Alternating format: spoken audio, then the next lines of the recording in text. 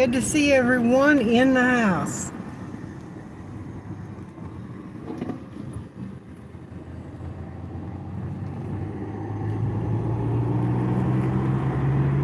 I'm in Lexington, Kentucky.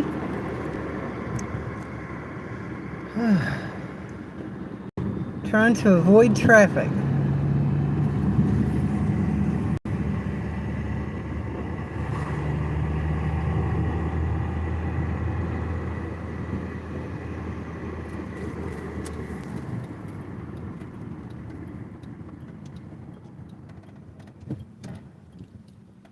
Ronnie, good to see you, Ronnie.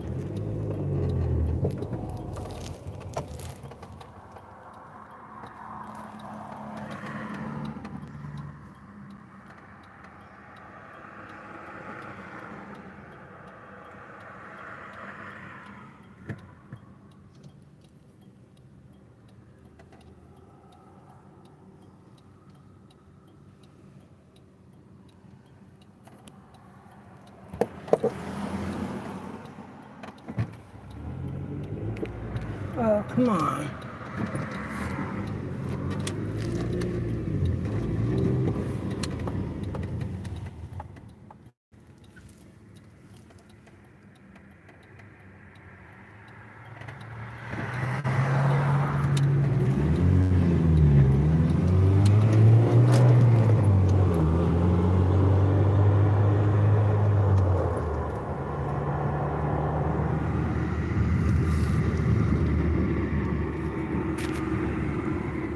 Yeah, good to see you all in the house.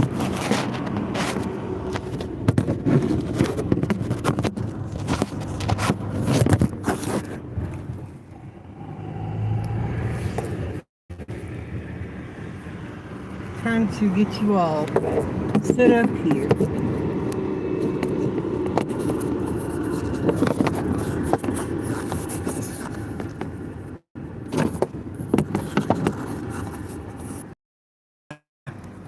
Dang it.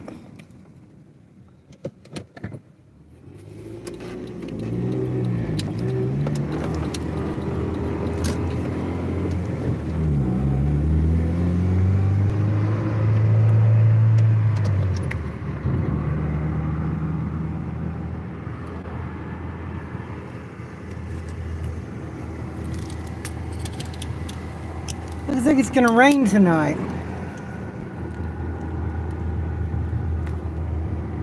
Good to see you, Chinese letters. Hey, how you doing? Kimmy, good to see you. Mike Jordan, good to see you. We're gonna try to find a good way to go home without getting into all the traffic. We want to avoid some traffic. That's why I'm gonna go around the long way. There's New Circle Road, and usually I try to get onto New Circle Road.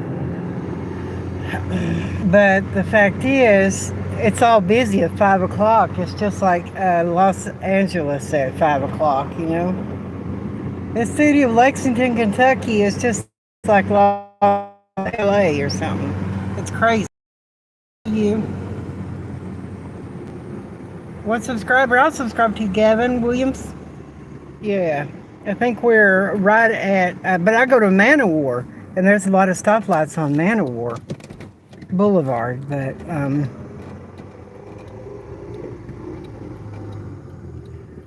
just take your time. I need to get a phone holder.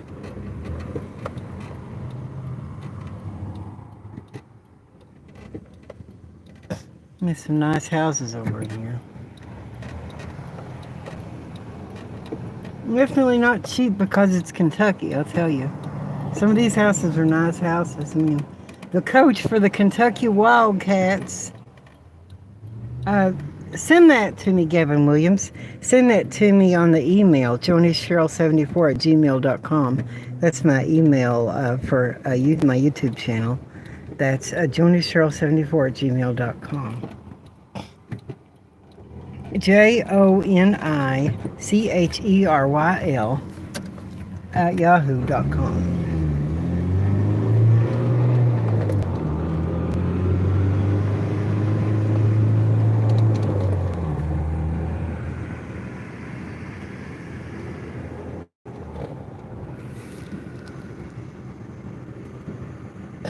Yeah, I want to get to Man of War Boulevard. Some of these are nice houses, you know.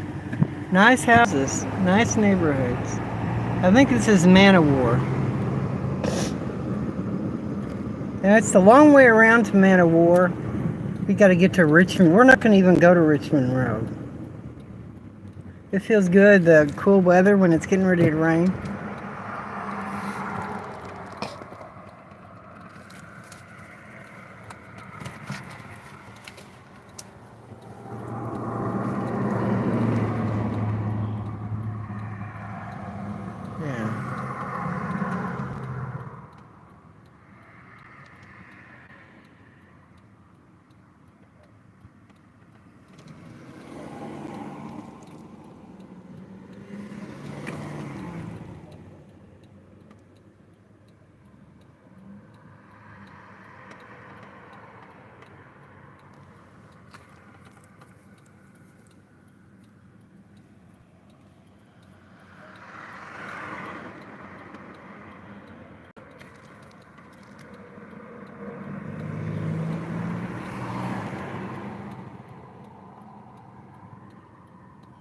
Yeah, I guess it does.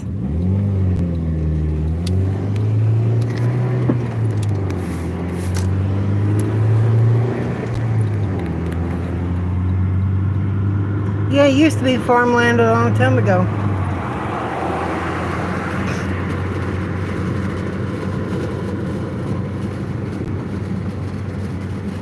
Well, last night I slept in my big truck camper.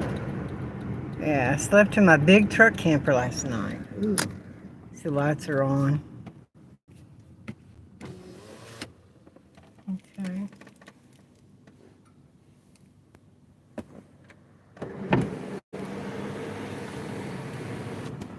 I got this sunroof open.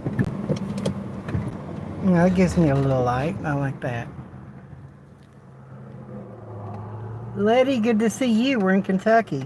Lexington, Kentucky. Okay, when you're starting off driving a stick,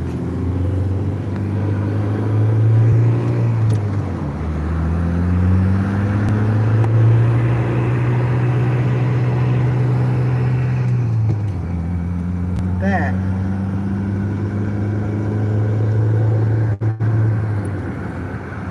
Like that. It's that clutch action.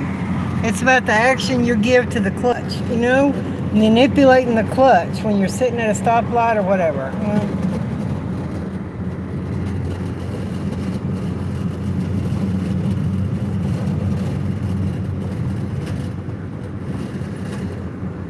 When I'm getting ready to stop, usually, I just put it in neutral, you know, and just leave it in neutral. It makes it easier on the car. I don't do the engine braking thing, downshifting. I just, if the light's getting ready to turn green, I'll go ahead and put it back in gear. But I go to the highest gear that I can, and right now it's third gear. But we're coming to a stop, so I have to come to a gradually let off the clutch while you're gradually giving it gas.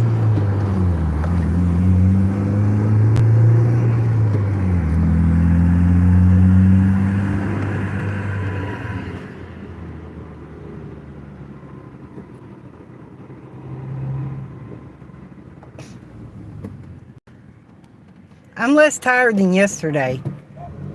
Adjusting to staying up and getting up early is difficult, you know. That's what I mean, clutch action, you know. Yeah, it's clutch action, you know.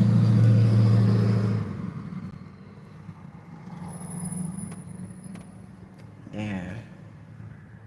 240,000, you know. Almost 241,000. A Honda. 4-door Honda EX.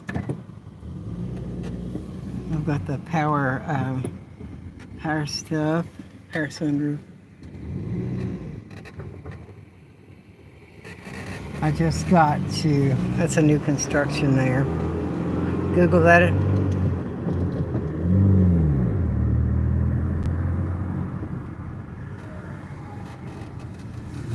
Hyundai Tucson. I like that.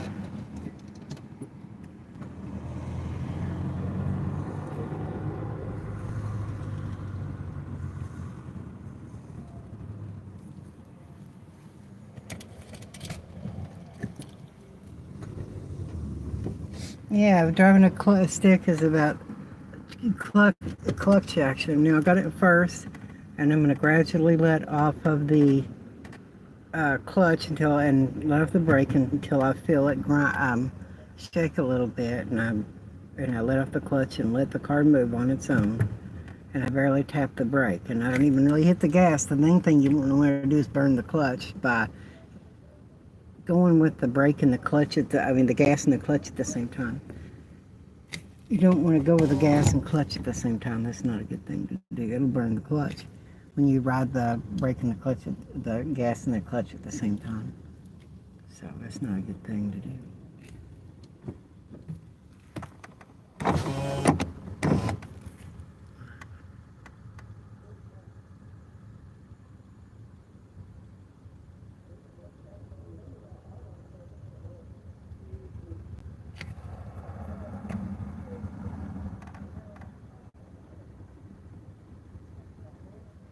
I'm starting to feel it shake a little.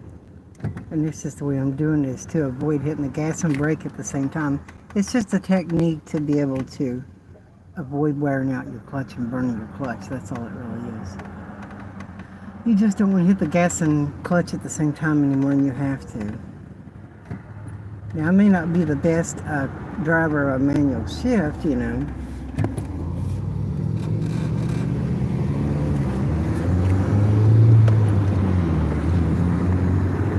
Here's crazy traffic, you know, I'm telling you.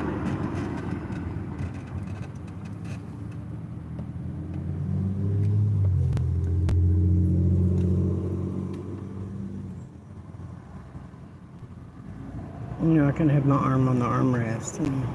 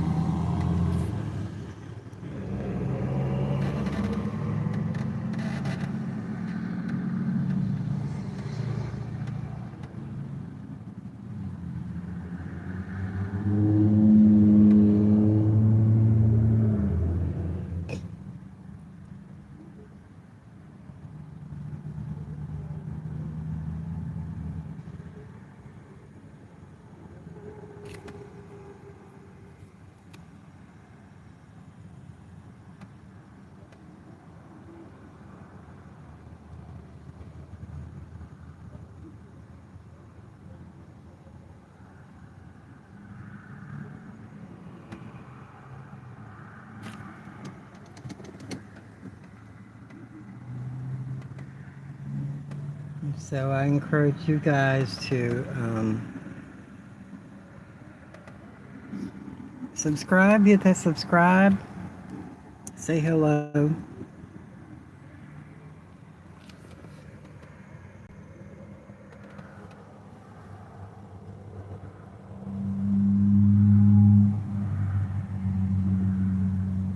See you sit here for a while.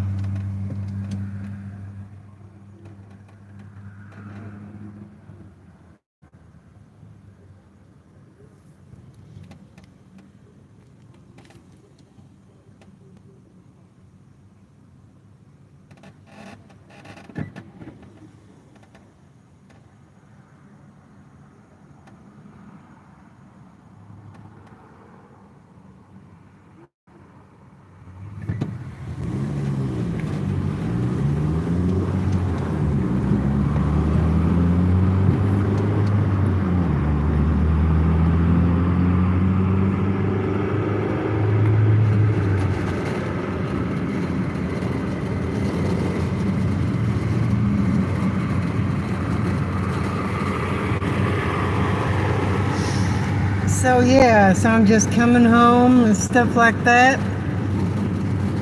You know, I think that, you know, what's most important, I've seen a lot of YouTubers and stuff like that talking about jobs and stuff like that, talking about work.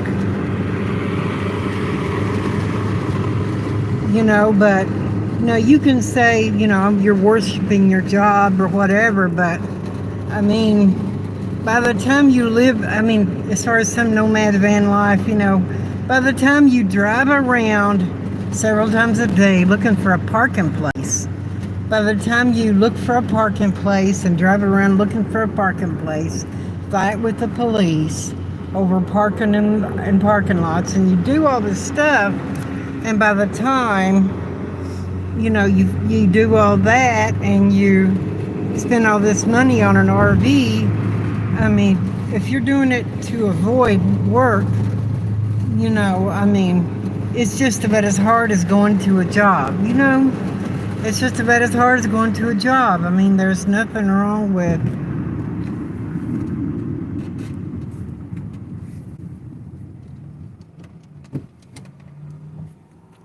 but it's just about almost as hard as going to a job.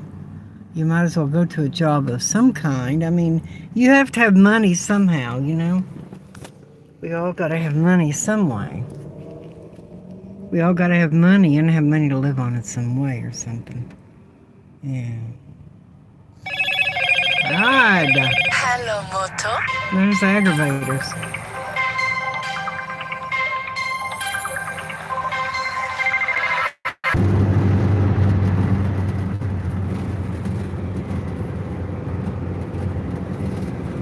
I'm back, guys.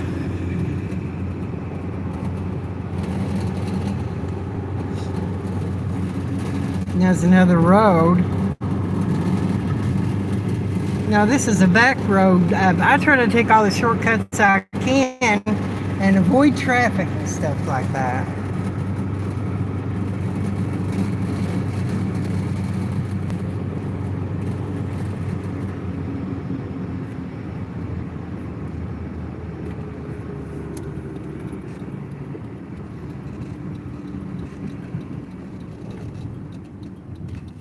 Oh, shit. Almost went the wrong way. Almost went the wrong way.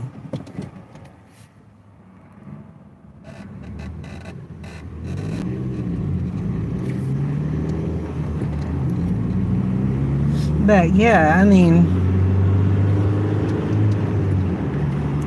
traveling is good. There's nothing wrong with traveling. Traveling will be good, but I really don't have that much desire to travel, Just to have something to live in, an RV to live in, a home, a tiny home or home of my own to live in. And if you don't have land, you move it around, obviously. But as far as, but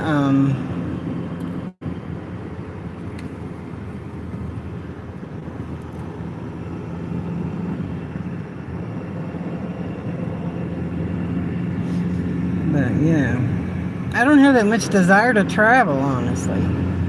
Work a few minutes and then travel. I really just don't have the desire to travel, It's really not important for me to travel and to see the world. It's nothing wrong with traveling, but I guess minimalist living and RV living, van life, or whatever the heck it is,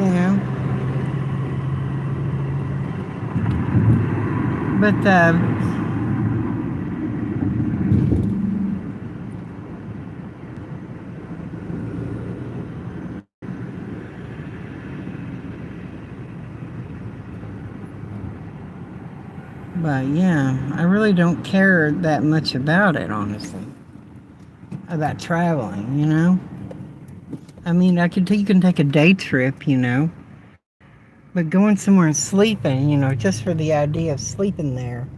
North, Hank's been good to see you. Yeah.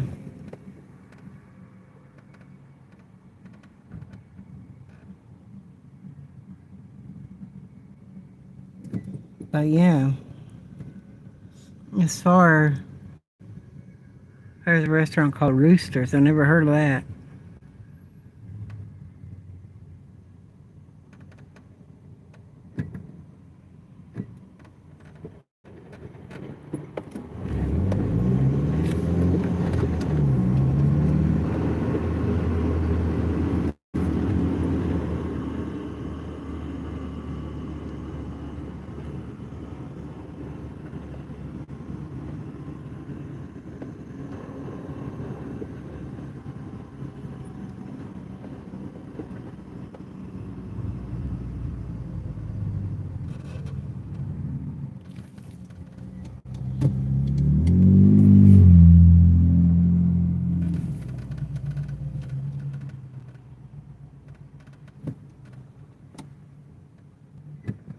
So all these new condos and stuff like that out here.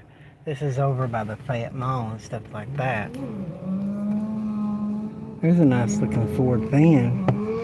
See, painted black. And van life, moving around in your town or staying in one place, but is a convenient thing. Like of me, my mom is, my mom's in her 70s. And if she starts getting older and needing help more, RVs, I mean, the city of, it's either Portland, Oregon, or Seattle, Washington. One of these two cities, I keep getting them mixed up. They have a rule that each house in the city can host a recreational vehicle that's occupied, So, you can have someone on your property and staying in a recreational vehicle. And, I mean, you can use an RV to live in, to drift around in. You can use it as like an in-law unit on someone's property, and it's easier to get by with it because the authorities don't have to always know there's somebody in the vehicle, And you can move around your town, your county. You can move around in your RV, go to campgrounds, travel around a little bit, but basically not using it just to travel. Having the RV like Ronnie Braun did. Ronnie Braun lived in his RV, and he did a few YouTube videos. Ronnie, you're still on here. You lived in your RV motorhome at the campground for a while. You did. And that's the whole point, is you can keep it in one place for long periods of time. Or if you have family that's old, or that need help. Or if it's economical for you, like Blackbird lives with Rosie O'Kelly on the property in the Shine Shack. I mean, if there's no Shine Shack, having a way to stay in your RV on the property, Just like an in-law unit, not a whole house of itself, but wherever you can find to park your RV and stay in it, And if you want to travel a little bit, you can, but you still have it with your stuff in it. They're easy to heat, easy to cool, stationary. Just your home that belongs to you. It's just a tiny little space, But basically that's what it is. You don't have to just travel, to have an RV, to live in an RV.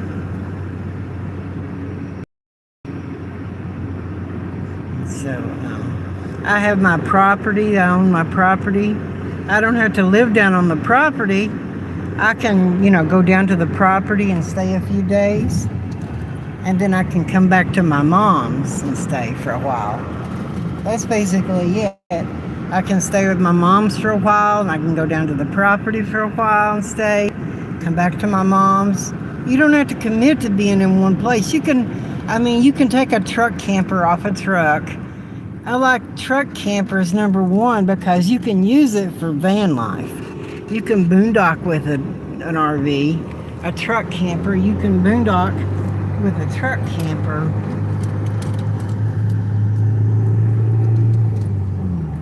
You can boondock with a truck camper, van life, because I see plenty of people on YouTube with truck campers. They use a truck camper as an alternative to van life.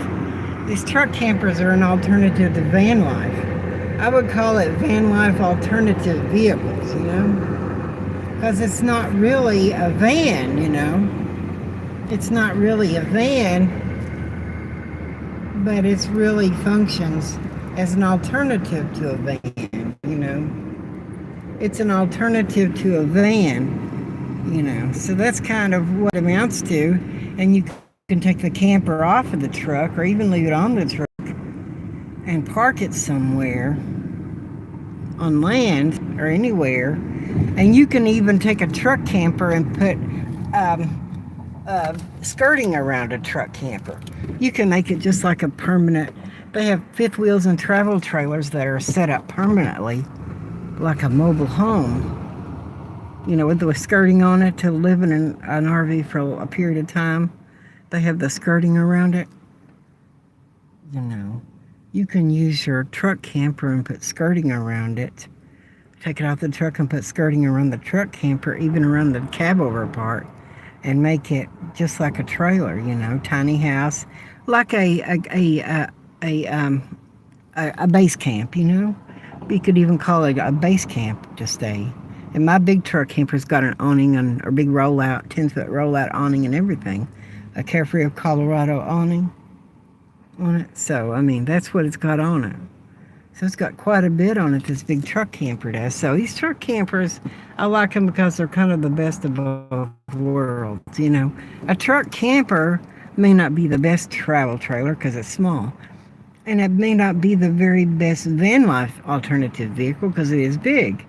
But somewhere in between, it's a great alternative to a travel trailer and a van life vehicle, because it can function both ways. It's small enough to park in a driveway, in someone's driveway, and if you're living stealth in a driveway, what you call mooch docking. When you're mooch docking, you're parking in people's driveways. And if you're mooch docking, it's a lot more, I guess you call stealth mooch docking. Because even though you're an RV parked in a driveway, the RV is parked there, but people don't always know there's somebody in the RV. You can even get an RV cover, a camper cover, to put over top of your truck camper and cover it up, and then have a slit. There's a little zip up area to where you can open the flap and go in the truck camper when the canvas cover is over the truck camper. So if you got your canvas cover over your truck camper, you got a zip up area or button zip up area where you can unzip it and go in the truck camper with it on the truck. With the cover over it. And when you have that cover over it and you can go in and out of it, you may not be able to operate the air conditioner and furnace with that zip up thing on there. But if you use something else, that's going to be ultra stealth in the driveway. So it's something, I guess, coined the term stealth mooch docking.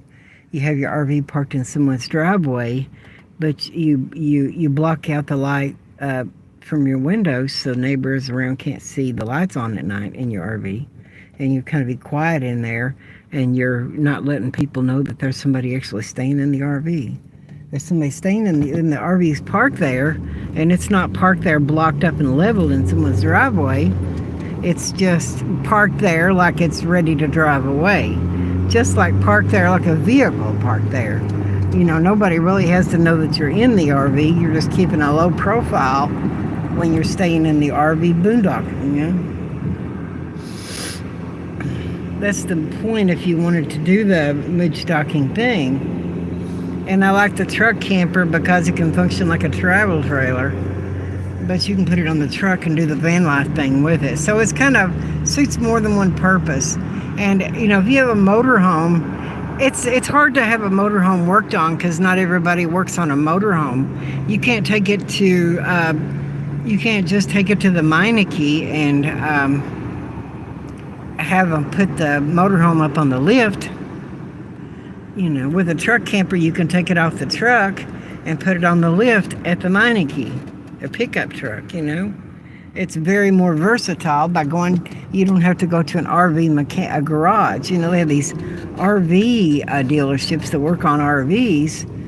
That's a whole lot of aggravation to go to one of those places. More expensive, and if you tow the RV without having to if you tow the RV and you have to tow the RV, that's going to be a lot of towing. But if you take your truck camper off the truck to have it towed, and if you can do that's even a lot less work. So just some ideas to think about. So it's going to rain, so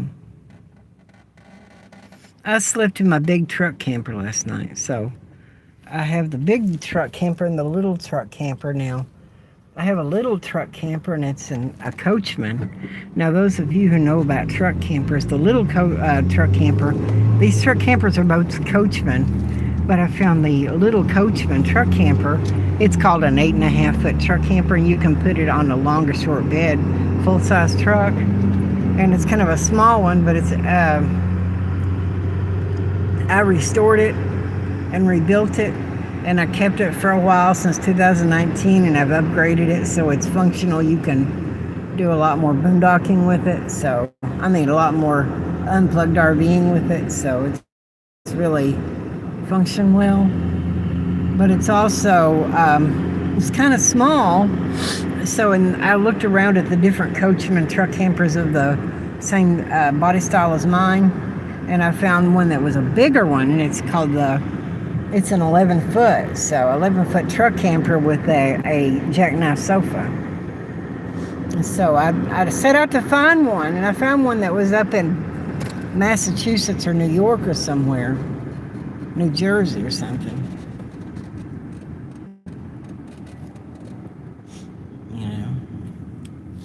Even though it was in New Jersey or somewhere, I liked it a lot. And so in Ohio, I found another one just exactly like it. And it's identical, one just like it. So I found it and I went up to Ohio and I got it. And it's clean, extra clean, been taken care of. So I bought it and I have it. And it has an extended cab over that you can make it a north and south bed.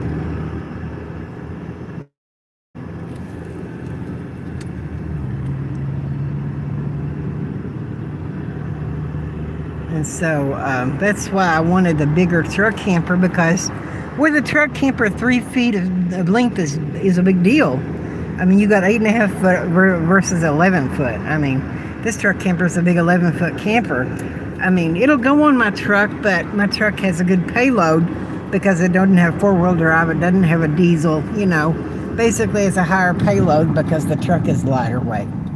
You know, you get a lighter weight truck without 4-wheel drive, without crew cab, that truck there is probably heavy, because a jacked up 4-wheel drive truck is going to be heavy.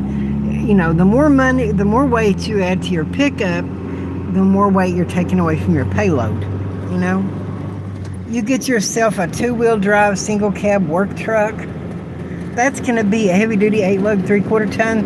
That's going to be the biggest, best truck camper to haul a truck camper. Mine's a 3/4 ton, but it's an 8-lug 3/4 ton with a 3,442 pound payload and 800 pounds of people and fuel. You take away from the people and fuel, you could probably add more camper, you know, because if you're not going to travel with 2 people and a lot of gear, you maybe could actually travel with more than 3,442. The total payload, including people and everything, is like 4,000 pounds. So the total payload is just over 4,000 pounds of my truck, not counting people, you know, and fuel. So yeah, so that's basically it. So I just need to get some airbags for the rear and maybe a sway bar on the back. Or there's these big oversized bump stops that they call timbering bump stops. This is a cheaper option to the airbags. But you know, I wanted my truck to be like a street truck. There was a guy named Boyd Coddington, and Boyd Coddington did custom trucks. My generation of truck became the first truck to pioneer the body style among the fans of it, to pioneer the sport truck movement with what they call the OBS Chevy GT 400 pickup trucks. Pioneered the street trucks, the sport trucks, like the Boyd Coddington's Customs. You know, the Boyd Coddington built custom pickup trucks, and they're lowered and chopped tops and everything on trucks like mine, you know. And since mine's a 2-wheel drive, I'm just gonna do the whole street truck thing.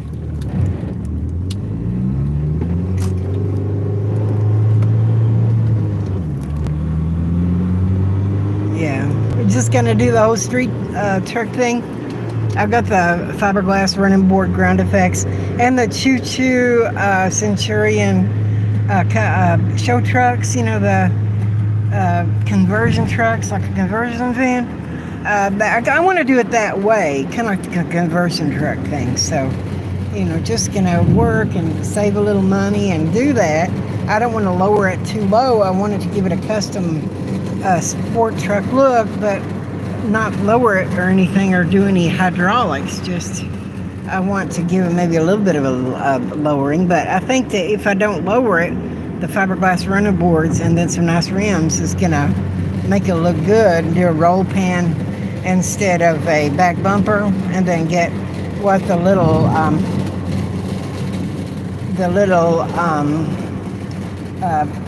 ground effect piece that goes around below the bumper in the front, whatever you call that, the rake in the front or whatever you call that,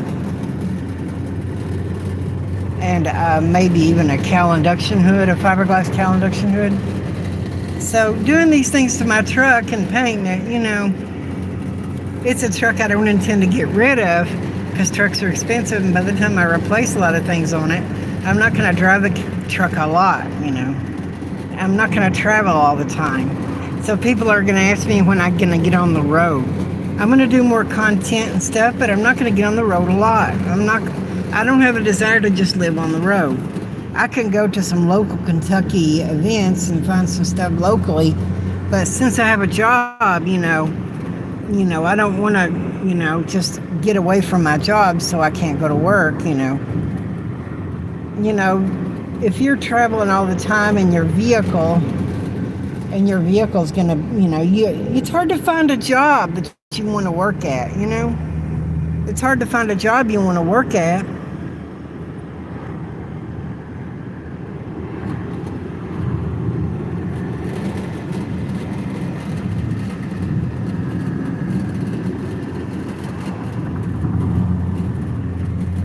Yeah.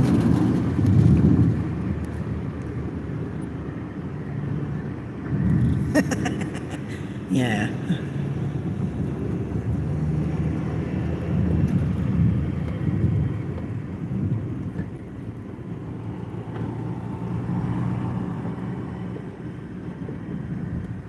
So yeah, anyway, this is just my drive, I mean, it's good if it's peaceful, But I mean, there's nothing wrong with a truck camper. A big truck camper has more space than a small van, I mean, I have stuff, man. I have stuff. I like my stuff. I can't just live with no stuff. I mean, the house I own, the property I own, it takes money to fix that house. And I got to be able to, I was talking to someone, a friend of mine was saying, if you can't get insurance on that house, then you're wasting your money because something bad could happen to the house, An RV, I called and I can actually I found the VIN number for both of my truck campers. Coachman always puts the VIN numbers in the door frame, stamps them into the door frame of their truck campers when they made them. So they stamped their VIN into the door frame. It's stamped in there. So what I'm going to do, I got the VIN number. I got what I've done with my truck camper.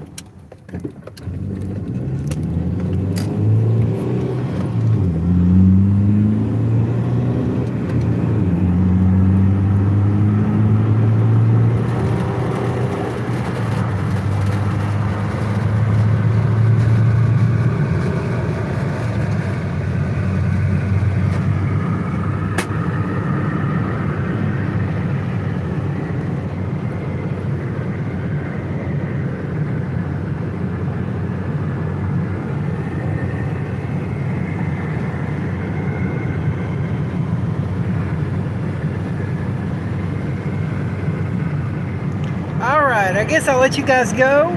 It was nice having you guys. Bye-bye. Ta-ta for now.